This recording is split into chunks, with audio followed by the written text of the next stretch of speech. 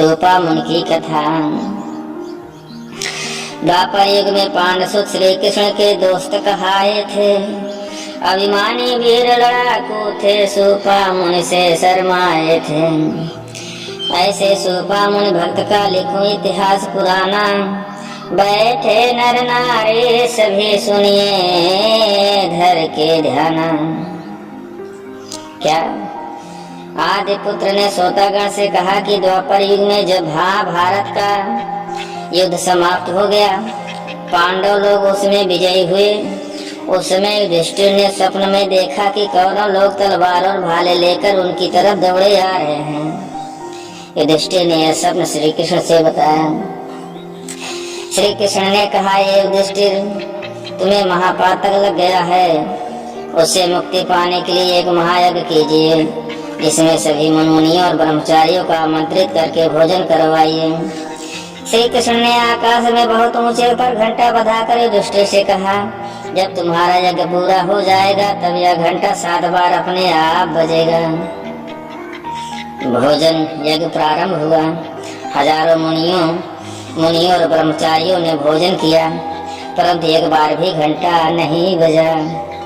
यह देखकर युधिष्ठिर अपने भाइयों से श्री कृष्ण के पास गए और सब समाचार श्री कृष्ण को बताए। श्री कृष्ण ने कहा, हे युधिष्ठिर, सूपामुनि सुदर्शन तुम्हारे यज्ञ में नहीं आए हैं, इसलिए घंटा नहीं बजा है। जब 25 कोटि ब्राह्मण और 80,000 ऋषि आचार्य भोजन कर रहे थे, उस समय उनमें सभी पशु रूप थे।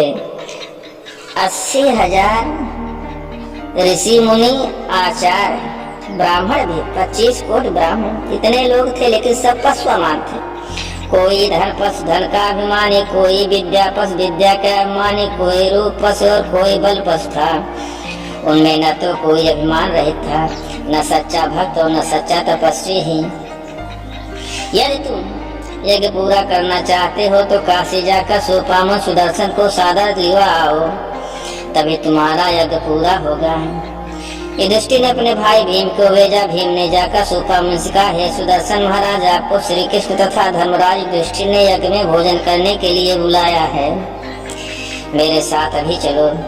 यह सुनकर सूपामुनि सुदर्शन बोले, हे भीम, मैं युधिष्ठिर और श्री कृष्ण का नौकर नहीं हूँ। यदि उनका कार्य तो वे स्वयं मेरे पास आए, तुम जाओ और उनसे यह कह देना, राजा वेश्या जात शिकारी महाकर्मी विषय विकारी। अरे इनके घर जो भोजन पावे, पुण्य क्षीण होवे नर के जावे। असोडग दोष सदा इन संगा, निकट जात होवे मति भंगा। तासे कहो उन्हें तुम जाई, हम नहीं भोजन करेंगे भाई। यानी राजा वेश्या जात शिकारी और विषयी पुरुष के घर भोजन नहीं करना चाहिए, क्योंकि ऐसे लोग के पास 16 दोष हमेशा बने रहते हैं। जो ऐसे लोगों के घर भोजन करता है उसका पुण्य घट हो जाता है और बुद्धि भंग हो जाती है। अभिमानी भीम ने सोचा कि यदि एक कदम मार दूं तो यह कुटिल सहित पाताल को चला जाए। अंतर्यामी सूपामुनि ने यह बात जान ली। वे भीम से बोले, हे भीम, खूंटी में टंगी हुई सुमरनी को उतार कर तुम चलो, हम आ रहे हैं। भीम कई घंटे सुमरनी उतारने से में जुटे रहे, परंतु सुमरनी टस से मस नहीं हुई। यह देखकर सूपामुनि ने भीम से कहा, हे भीम, मैं तो सोच रहा था कि तुम आधी दूर पहुंच गए होगे, तुम तो अभी भी यहीं खड़े हो। भीम बहुत शर्माया। सूपामुनि ने कहा, जब तुमसे ये जरा सी सुमरनी नहीं उठी, बहुत कोशिश की उठाने के लिए, लेकिन उठा नहीं पाए, तब तुम गदा मारकर मुझे पाताल कैसे पहुंचा सकते थे। भीम पछताते हुए वापस लौट आए। जब भीम ने युधिष्ठिर से यह सब हाल बताया, तब सब भाई मिलकर फिर श्री कृष्ण के पास गए और सारी कथा कही। श्री कृष्ण बोले, हे युधिष्ठिर, सारे संसार में सूपामुनि ही सच्चे भक्त और तपस्वी पुरुष हैं। जो निर्लोभी और निराभिमानी हैं, उनके बिना यज्ञ पूरा नहीं हो सकता। इसीलिए धर्मराज तुम संग जाकर सम्मान पूर्वक पालकी पर बैठा कर उन्हें लिवा आओ। युधिष्ठिर यह बात सुनकर काशी गए और विनय पूर्वक सूपामुनि से बोले, हे महाज्ञानी, प्रभु, बिना आपके चले हमारा यज्ञ पूरा नहीं हो रहा है। जब तक यज्ञ पूरा नहीं होगा तब तक मेरा पता नहीं छूटेगा। आप तो दया के सागर हैं, आप जैसे सत्पुरुषों से ही जग का कल्याण हो सकता है। इसीलिए आप जैसे सत्पुरुषों से ही जग का कल्याण हो सकता है। इसीलिए आप मुझ पर दया कीजिए। सुपामुन को दया आ गई और युधिष्ठिर के साथ चल दिए। सुपामुन सुदर्शन के सामने भोजन का थाल आया, जिसमें भांति भांति के व्यंजन अलग अलग के कटोरियों में रखे थे। सुपामुन ने सब कटोरियों के भोजन को एक में मिलाकर भोजन करना प्रारंभ किया। 3 को खाया तो 3 बार आकाशी घंटा बजा। तब तक द्रौपदी ने थाली की ओर देखकर सोचा कि अरे ऋषिमुनि खाना नहीं जानते। सुपामुन ने सुदर्शन द्रौपदी के मन की बात जान गए और तुरंत हाथ मुंह धोकर चल दिए। केवल 3 घंटे ही सुनकर युधिष्ठिर ने फिर श्री कृष्ण के पास जाकर उसका कारण पूछा। उन्होंने बताया द्रौपदी के मन में यह घृणा का भाव पैदा हो गया कि ऋषि मुनि भोजन करना क्या जाने। यह जानकर सुपामुन चले गए और अब जल्दी दौड़कर विनय प्रार्थना करके उन्हें वापस लाओ, वरना सब यज्ञ बेकार होगा।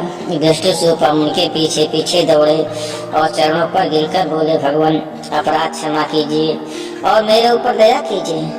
आदिवासी मुनि सुदर्शन को दया आ गई। उसके आगे फिर देखिए वे वापस लौट गए। दूसरों पर दया करने के लिए और दूसरों का कल्याण करने के लिए सुपामुन ने आज पुरुष का ध्यान करके भोजन किया। तभी आकाश में 4 घंटे और बजे एकत्रित हजारों ब्राह्मणों, मुनियों, साधु सन्यासियों ने सुपामुन की जय बोली। इस प्रकार आदिवंश की द्वितीय मुनि सुपामुन ने अपने युग के सभी ब्राह्मण दंडी सन्यासियों के जो अपने को धर्म को ठेकेदार मानते हैं पराजित किया। सब पराजित हो गए। इतने सन्यासी, इतने ब्राह्मण, सब थे सब पराजित। आज भारतीयों की सभ्यता का झंडा ऊंचा किया, जिन्हें ब्राह्मणों ने शूद्र, नीच और अछूत आदि बना रखा था। मुनि राजपुत्र ने श्रोतागण को इस प्रकार सुपामुन सुदर्शन की कथा सुनाई और महाभारत के युग में श्रमण संस्कृति का महत्व बतलाया। जो एकलव्य और सुपामुन सुदर्शन की कथा को सुनेगा तथा दूसरों को सुनाएगा, वह पापों से छुटकारा पाकर पुण्य को प्राप्त करेगा एवं अभिमान रहित होकर मनचाहा फल पाएगा। आदिवंश की कथा का यह द्वितीय अध्याय खत्म इस तरह हो रहा, सुनिए सब चितलाए। एकलव्य की जय, सुपामुन की जय, संत समाज की जय।